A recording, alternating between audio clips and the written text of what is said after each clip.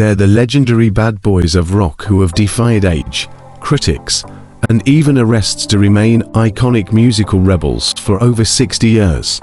The Rolling Stones have packed arenas, topped charts, and crafted an unmistakable brand of blues-infused rock that's made them one of the most popular and enduring bands in history. But just how lucrative has their decades-spanning career been? What is the net worth of Mick Jagger, Keith Richards, and the rest of the Rolling Stones crew? How have they built their staggering fortunes over the years? In this video, we'll go beyond the music to explore the sources and strategies behind the Rolling Stones' immense wealth. From record sales and touring to business ventures and controversies, we'll break it all down. So buckle up as we dive into the rockstar riches of the world's greatest rock and roll band. Chapter 1. The early struggling years.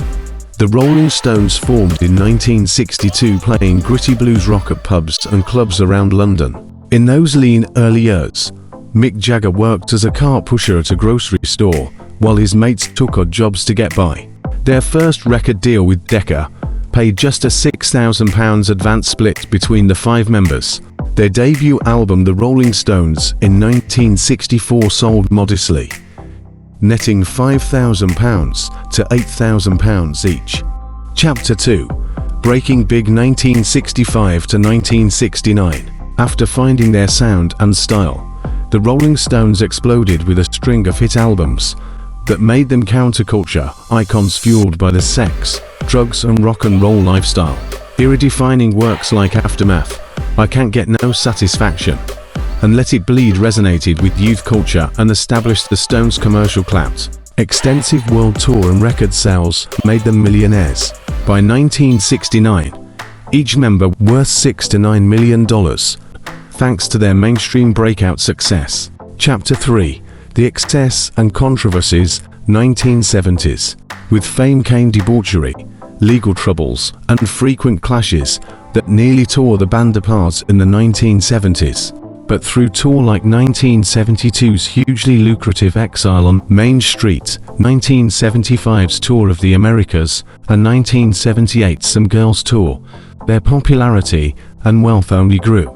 Despite excessive spending on partying, run-ins with the law, and internal strife, business-savvy decisions like renegotiating record contracts and aggressive touring padded their bank accounts. By 1980, most of the Stones were worth over $20 million apiece from their recorded outputs and ability to sell out concerts worldwide. Chapter 4. Rock's elder statesmen, 1980s today. Far from resting on their laurels or fading into nostalgia acts, the Rolling Stones continued thriving and profiting immensely well into the 80s, 90s, 2000s and beyond. Key wealth generators included record-breaking biggest grossing tour like Steel Wheels, 1989, Voodoo Lounge 1994, and No Filter 2017 to 2019. Investing in the remastering and reissuing of their classic albums on new mediums like CDs and streaming. Massive merchandise, branding deals for clothing, touring exhibits, and more. Incredibly lucrative corporate partnerships, like the $8.6 million deal with 1994 Windows 95 launch. Smart management and monetization of their music catalog, image rights, royalties, and more via their company Promotor. Today's net worth totals. Thanks to over 60 years of worldwide touring, billions of records are streams sold, merchandise, partnerships and savvy business dealings. The current net worths of the Stones is staggering. Mick Jagger, $360 million. Keith Richards, $340 million. Ronnie Wood, $200 million.